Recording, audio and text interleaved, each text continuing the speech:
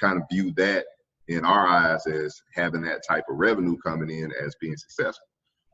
But with everything that we take on, we know that there's always a cause and an effect. Every time you do something, there's an effect that comes along with it. So with Shalita, her effect of being a successful business owner early, but also being a mother of 2 young children, you know, the effect was that she had a lot of time to direct towards her children, right?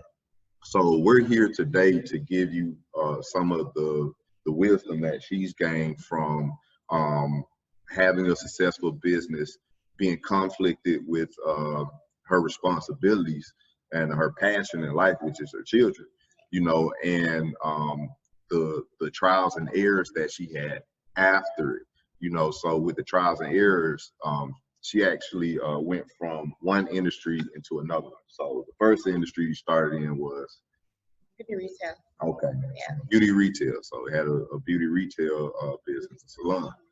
Okay. And then you transitioned from that into the financial service industry.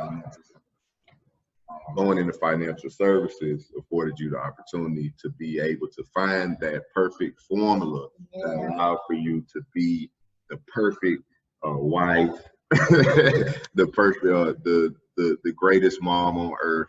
No offense to anyone that's here, and also a successful business owner. You know, the balance, to have all the balance and be able to enjoy life on your circle. So that's the life hack that we share with you. Okay. Now we're gonna Shalita actually put together a real life example of what this looks like. Okay. All right. Now this is where the expert comes in play, because this is not my lane. I forgot to mention that Shalita, she's in financial services, but you're also licensed investment broker, financial consultant, all that kind of stuff. Yeah. So she's the whiz when it comes down to money, which is that's not my lane. So I'm gonna let Shalita to explain this that she actually put together for us. That's on the screen. Yeah. So what you're looking at here is a portfolio.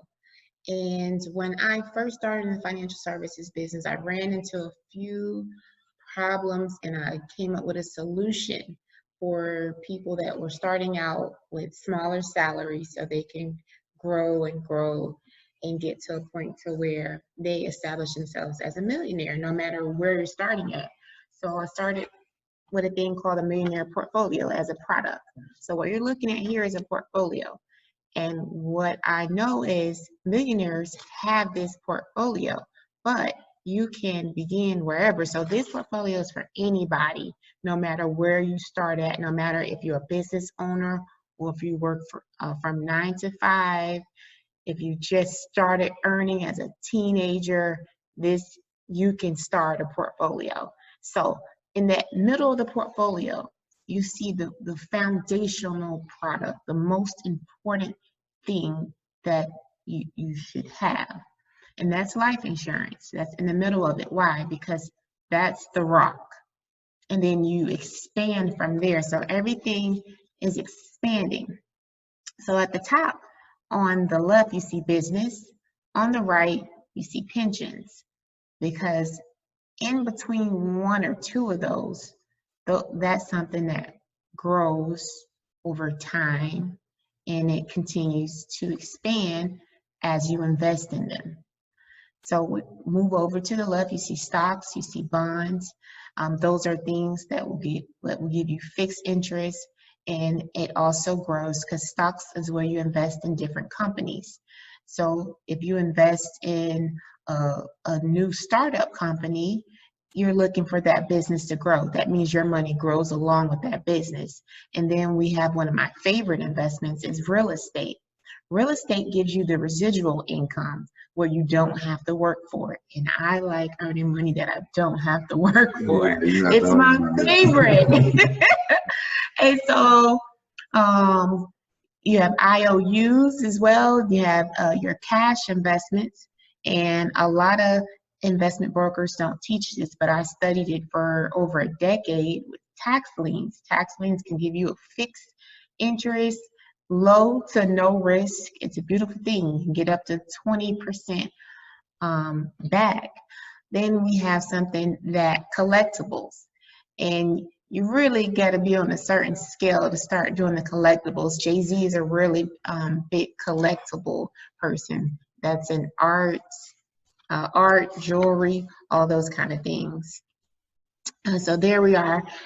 Recently, if you look to the right in the middle, you'll see that 72E, 101A, 7702. Those are all different IRS codes because we just had a brand new change in our tax code, and we hadn't had that in over 30 years or so. So those are new codes that could potentially save you money or help you earn more money when it's tax season. So there you go. It's a lot of things in there. Yeah. So let me get this straight. So this is a portfolio, and basically in a nutshell, because like when I look at this stuff, it hurts my brain. You know? So I'm not that smart. So with the portfolio, basically the portfolio is a way that you can buy back your time. Yes. Instead of having, just like we were looking at with the income, right. Right. Instead of trying to sell our time, what we can do is create our portfolio and grow our portfolio to where now it has completely bought back our time to where if we want to go to work, we can. If we want to do, we can do the things that we want to do instead of feeling like we have to do this to make this happen, to solve a problem. Right. You know, so in a nutshell, that's what we're saying. Yeah, right. Definitely. Cool. So I'm on board. I'm on board with that. Yeah. So and Shalita came up with a great example of what it looks like from growing a portfolio. Someone that most of us are familiar with. You know, I grew up on watching Queen Latifa, Dana Owens, you know, whose net worth is $60 million. So with Queen Latifah, when we see net worth 60 million, it's just like, because the first time that I ever heard about a portfolio, outside of, you know, till I met you, well, I re-met you. We met when we were in high school, actually, you know, and reconnected later on. So when until you introduced it to me, the only time I heard about portfolio was through Forbes, you know, Forbes, Fortune 500 or whatever, you know, the list. And so I thought that was just something for wealthy people. I really didn't understand it. So when we say net worth of 60 million, what does that mean?